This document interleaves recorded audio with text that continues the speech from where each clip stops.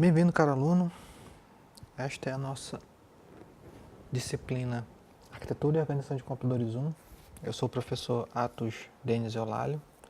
Essa é a nossa aula, videoaula número 4. E nós vamos tratar a partir de agora de subsistemas de memória. O roteiro da nossa aula prevê que nós vamos iniciar com a apresentação de alguns tipos de memória. E nós vamos concluir com a análise e compreensão da organização básica de memória de um computador. Subsistemas de memória, o que viriam a ser? Bom, vamos responder a seguinte questão, aluno, e isso fora do âmbito computacional. O que viria a ser a memória? A memória, como referência que nós temos, ela pode ser caracterizada como um depósito de informações e de dados, como nós mesmos, a nossa mente. Nossa mente, ela guarda um conjunto de informações que nosso cérebro precisa em algum dado momento resgatar. Então, da mesma forma que nós utilizamos a nossa memória para termos acesso às nossas lembranças e recordações, o computador, quando ele necessita realmente dessas informações, ele precisa de uma memória para poder processar os dados e informações que vão ser trafegados por ele. Uma questão relativa ao subsistema de memória que precisa ser destacada é a seguinte: é muito comum e usual que quando alguém pergunta para você quanto de memória seu smartphone ou seu computador tem, você responde meio que automaticamente: ah, meu computador, meu smartphone possui tantos gigas de memória. Mas se nós formos detalhar realmente a quantidade de memória necessária para o funcionamento de um equipamento computacional, nós teremos que descrever detalhadamente assim. O coerente e o mais correto seria: ah, meu smartphone possui X quantidade de memória registradora, possui Y quantidade de memória cache, ele possui Z quantidade de memória principal e ele possui W quantidade de memória de armazenamento, dada as quantidades de memórias específicas e cuja finalidade são bem detalhadas, que serão bem detalhadas a partir de agora. Ou seja, existe todo um subconjunto do sistema de memória para que realmente esse computador, esse equipamento consiga realmente funcionar. E daí vem a questão: o que é um subsistema de memória? Ele é um conjunto formado por várias memórias com características diferentes e que juntas colaboram para o perfeito desenvolvimento do sistema. Tais memórias são basicamente os registradores, a memória cache, a memória principal e as memórias secundárias. Nesse contexto, nós precisamos caracterizar as memórias como sendo memórias internas e memórias de massa, ou secundárias.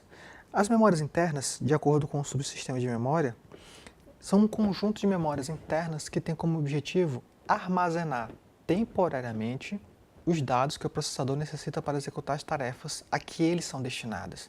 As memórias internas, elas são especificamente os registradores, a memória cache e a memória principal. Nesta imagem, nós podemos destacar um pouco de como é que funciona essa questão das memórias internas. Observem, caro aluno, o cérebro do nosso processador, o cérebro do nosso computador sempre será o CPU, ou processador. Dentro desse chip, você vai encontrar uma quantidade mínima, muito pequena, de um tipo específico de memória chamado registradores. Para que serve esse tipo de memória, os registradores? Os registradores, eles são responsáveis por armazenar as últimas instruções passadas para o programa que está em execução. A saber, embora nós tenhamos aquela nítida sensação de que tudo acontece ao mesmo tempo, de forma simultânea dentro de um computador, ou seja, você executa o seu navegador de internet, você está ouvindo uma música, você está editando um texto, nós temos aquela nítida sensação que parece que tudo está acontecendo de forma simultânea.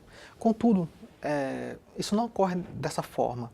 O processador ele reserva uma fatia de tempo muito pequena, na ordem de milésimos de segundo, para cada programa em execução.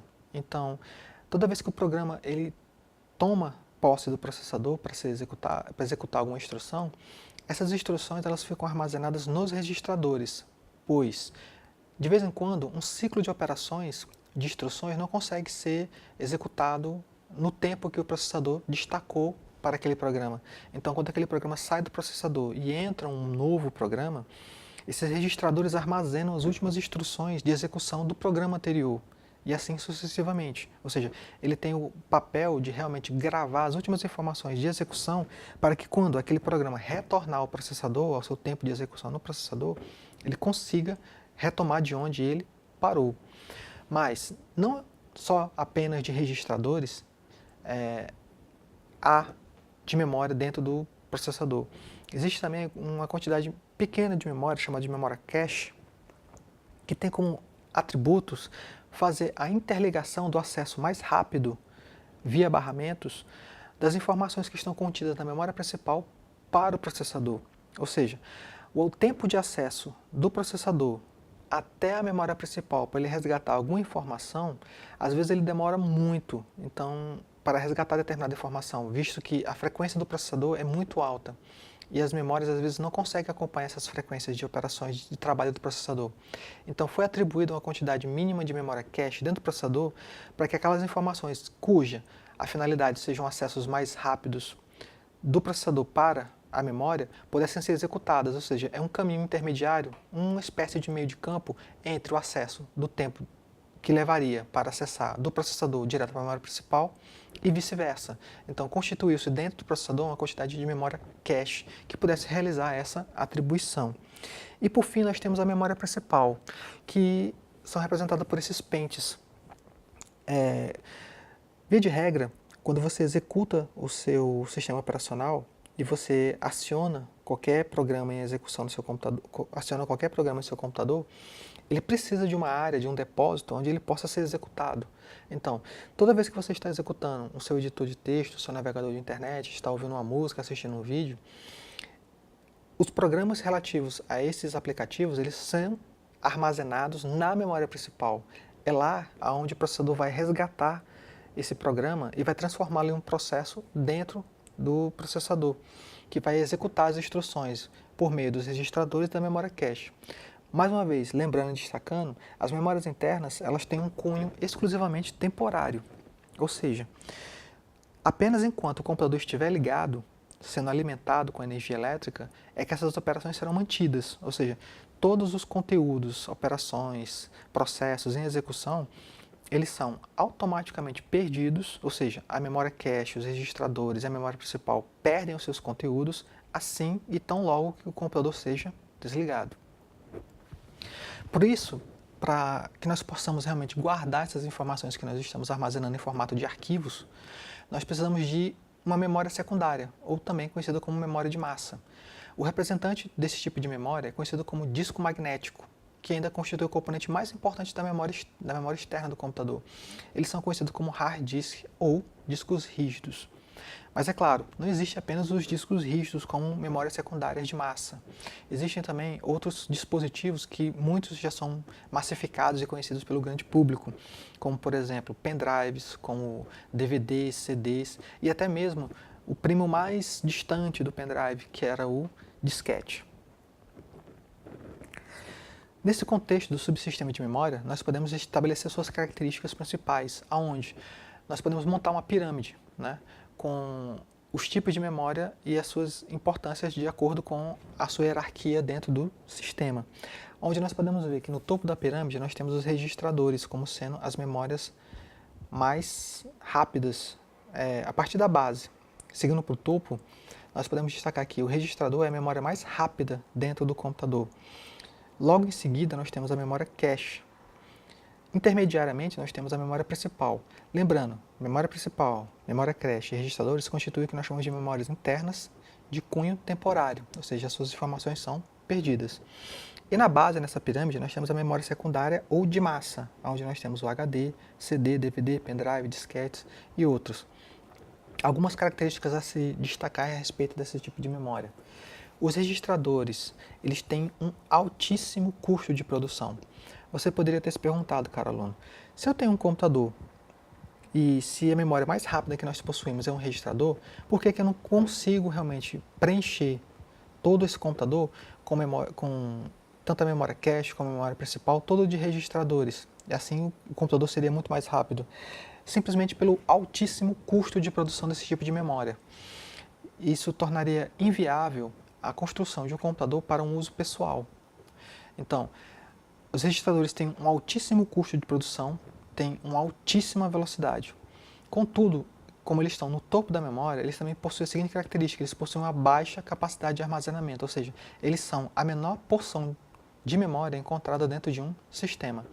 Da mesma forma como a memória cache. A memória cache também tem um alto custo de produção, e ela é encontrada também dentro do processador, só que em quantidades um pouquinho maiores que os registradores, certo? Mas da mesma forma, ela é considerada de baixa capacidade de armazenamento. Já a memória principal, ela tem um custo, por assim dizer, intermediário, médio. Você pode ir a uma loja hoje e comprar memórias para colocar no seu computador sem grandes prejuízos. Na verdade, só aumentaria o desempenho do seu equipamento.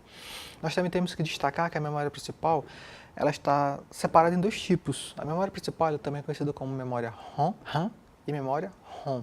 Nós vamos falar um pouquinho logo adiante. Uma característica a saber é que as memórias secundárias ou de massa, elas possuem um custo relativamente baixo, mas também elas possuem uma baixíssima velocidade se você comparar com as velocidades do registrador e da memória cache. Contudo, a memória secundária, ela possui uma característica que é inversa aos demais tipos de memória. Ela já possui por si só uma alta capacidade de armazenamento, ou seja, você consegue armazenar seus arquivos nas memórias de massa justamente pelo aspecto de que ela tem uma grande capacidade para armazenar e guardar uma grande quantidade de arquivos. Essa tabela aqui nos ajuda a estabelecer um parâmetro geral dos tipos de memória e subsistemas, do subsistema de memória, e nos ajuda a compreender melhor a sua situação. Ou seja, o que é um registrador? Ele está basicamente localizado dentro do chip principal, que é o processador, cujo seu conteúdo é volátil, ou seja, ele se perde quando o equipamento não está ligado. A sua velocidade ela é muito alta. Por que esta velocidade é muito alta? Porque ela opera na velocidade do processador. Por sua vez, ela tem uma capacidade de armazenamento muito baixa, apenas na ordem de poucos bytes. E seu custo de produção ele é extremamente alto. A memória cache, ela também está localizada dentro do processador. Ela também é de natureza volátil, ou seja, o seu conteúdo se perde quando o equipamento é desligado. A sua velocidade ela é alta, pois ela opera também na mesma velocidade do processador. Contudo, a sua capacidade de armazenamento ela é baixa. Hoje ela está na casa dos megabytes e seu custo de produção também é alto. Por sua vez, a memória principal ela está localizada na placa-mãe do computador.